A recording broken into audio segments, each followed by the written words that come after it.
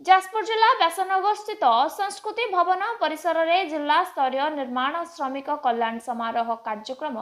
अनुष्ठित हो जाएछि। एक कार्यक्रम में मुख्य अतिथि भाव समवाय हस्ततंत्र और बयन शिल्प मंत्री प्रदीप बल सामंत, सम्मानित अतिथि भाव कोरे विधायक आकाश दास नायक प्रमुख जोगदे प्रदीप प्रज्वलन करने सहित जगन्नाथ निकट में पुष्पमाल्य अर्पण कर सभा कार्य आरंभ करथिले। जाजपुर सह श्रम अधिकारी संजीत कुमार देव अतिथि मानक परिचय प्रदान करने संगे संगे स्वागत संबर्धना ज्ञापन करथिले। अन्यतम अतिथि भावे जिला श्रम अधिकारी सुधीर कुमार साहू निर्माण श्रमिक कल्याण बोर्ड द्वारा प्रदत्त विभिन्न सहायता संबंध में श्रमिक मानक आलोकपात कराइथिले। एथि सहित प्रभागीय श्रम आयुक्त सत्यनारायण आचार्य और जुग्म श्रम आयुक्त शिवशंकर मिश्र प्रमुख जोगदे श्रमिक मानक विभिन्न आईन संगत और निर्माण श्रमिक और अणसंगठित कल्याण बोर्ड संबंध में आलोकपात करथिले।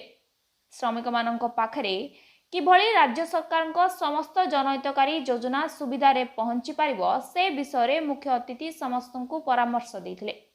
एथि सहित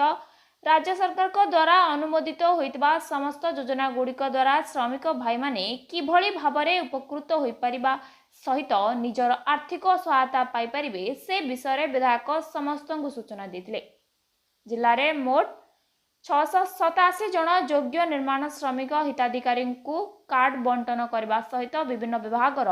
मोट 3,40,03,800 टंका सहायता राशि प्रदान करा संगे संगे 230 जन अणसंगठित हिताधिकारी को नूतन कार्ड बंटन करा बेले जिला श्रम अधिकारी सुधीर कुमार साहू कहथिले। जिल्ला रे मोट 687 जन योग्य निर्माण श्रमिक हिताधिकारी को कार्ड बंटन करने सहित विभिन्न विभागर मोट 3,40,03,800 टंका सहायता राशि प्रदान करा संगे संगे 230 जन अणसंगठित हिताधिकारी को नूतन कार्ड बंटन करा जिला श्रम अधिकारी सुधीर कुमार साहू कहथिले। 14 वर्षरू कम बयसर पिलामानंकु कामरे नियोजित न करबा और 15 रु 18 वर्ष पिलामानंकु विपद संकुल कार्य नियोजित न करबा पई जिला श्रम आयुक्त परामर्श देथिले। एही कार्यक्रम रे जिला श्रम कार्यालयर समस्त कर्मचारी सहयोग करथिले। निर्माण श्रमिक सहायता कार्यक्रम अनुक्रम एठारे पाखापाखि 621 जन निर्माण श्रमिक भाई भौणी मानक 3,40,00,000 टंकार सहायता राशि प्रदान कराई एवं ता सहित पाखापाखि 900 जन ऊर्ध श्रमिक भाई भौणी मानक नूतन भाव में पंजीकृत कराई। तो निश्चित भाव में ये समस्त आनंदर विषय एवं मुझे निश्चित भाव अनुरोध करी जे ये कार्यक्रम माध्यम जे आहरी अधिक अधिक कि भाव में आम ये सचेतनता बढ़ेगा अधिक अधिक श्रमिक निर्माण श्रमिक भाई भौणी मैंने ये कार्यक्रम लाभान्वित हेबे ये दिगरे आप समस्त को मीडिया भाई मानक अनुरोध करी और राज्य सरकार को धन्यवाद प्रदान करी जे कार्यक्रम माध्यम एत संख्यक श्रमिक भाई भौणी मैंने उपकृत होती निश्चित भाव राज्य सरकार को हृदय धन्यवाद जनाऊँ। जाजपुर जिले में जिला स्तरीय पंजीकरण पत्र एवं निर्माण श्रमिकों को सहायता प्रदान शिविर है आज आम माननीय मंत्री उपस्थित थे माननीय विधायक कोरे भी उपस्थित थे व्यतीत एडीएम सार भी उपस्थित थे 681 जन लोक प्राय 3,40,00,000 टंकार आर्थिक सहायता राशि प्रदान कराइला। व्यतीत अणसंगठित कल्याण बोर्ड एवं निर्माण श्रमिक कल्याण बोर्ड अधीन 900 लोक परिचय पत्र भी प्रदान कर आज आम गोटे सचेतनता रथ भी मासव्यापी आरंभ कर माननीय मंत्री द्वारा जहाँकि सचेतनार बार्ता शिशु श्रमिक निराकरण प्रवासी श्रमिकों सुरक्षा एवं अणसंगठित और संगठित श्रमिक जो मैंने कंस्ट्रक्शन वर्कर बोर्ड काम कर विभिन्न प्रकार योजना से लाभ पाइबे केमती ऑनलाइन करेंगे जदि किसी असुविधा है टोल फ्री नंबर केमती जनइबे और तार प्रतिकार हो पार अति सहजरे सुलभरे मैंने घरे बसी केमती बेनिफिट पाइपर से प्रकार व्यवस्था सरकार नहीं आम आज प्रचार माध्यम लोकों पाखे वार्ता पहुँचा चाहूँ एठारे आपण मान माध्यम अनुरोध करा कि आपण मैंने सचेतन समस्त करातु समस्त सचेतन हेल्ले समस्त सुरक्षित रहे और 14 वर्ष कम पिला कम न लगे पाठ पढ़ा कौन श्रमिकर पिला श्रमिक हम किसी मान्य नहीं आज आम श्रमिकर जन पिला MBBS पढ़ुला ताकू ये 40,000 टंका दिगला यहाँ गोटे उदाहरण समस्त तो प्रत्येक लोक जदि से सचेतन हो निज पिला को पाठ को पठेबे काम को न पठे समाज में मंगल कर जाजपुर जिला को 2025 ମଧ୍ୟରେ ଶିଶୁ ଶ୍ରମ ମୁକ୍ତ ବି କରିପାରିବା। ଆମର ସରକାରଙ୍କ ନିର୍ଦ୍ଦେଶରେ ଆମେ ପ୍ରତି ଜିଲ୍ଲାରେ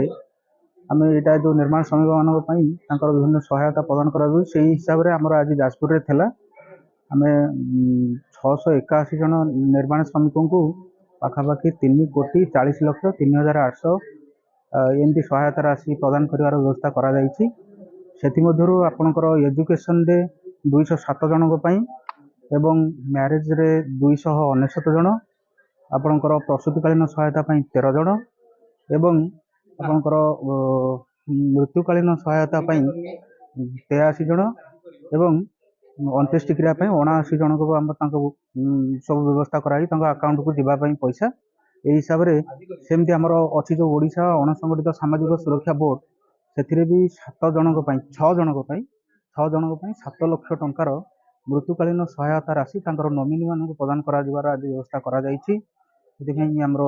ଯାହା ସରକାରଙ୍କ ନିର୍ଦ୍ଦେଶ ଥିଲା ଆମେ ସେହି ହିସାବରେ ଆଜି କାର୍ଯ୍ୟ କରିଥିଲୁ ଏବଂ ଆଉ ଗୋଟେ ପୁରା ମାସ ଆମର ଫେବୃଆରୀ ମାସ ସାରା ପୁରା ଜିଲ୍ଲାରେ ଗୋଟେ ସଚେତନତା ରଥ ଆମର ଆଜି ବି ଉଦ୍ଘାଟନ କରାଗଲା ମାନ୍ୟବର ମନ୍ତ୍ରୀଙ୍କ ପ୍ରରୋଚନାରେ ଏବଂ ଏଇ ଯେଉଁ ରଥଟି ଯେଉଁଠି ଏଇଟା ପୁରା ଜିଲ୍ଲା ସାରା ପରିଭ୍ରମଣ କରିବ, ଗାଁ ଗାଁରେ ପହଞ୍ଚିବ,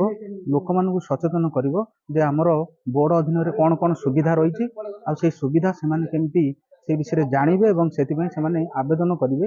ସେହି ହିସାବରେ ଏ ରଥ ଆଜି ପରିକଳ୍ପନା କରାଯାଇଛି। ସେ ରଥ ବି ଆମର ଆଜି ବୁଲିବା ଆରମ୍ଭ କରିସାରିଛି।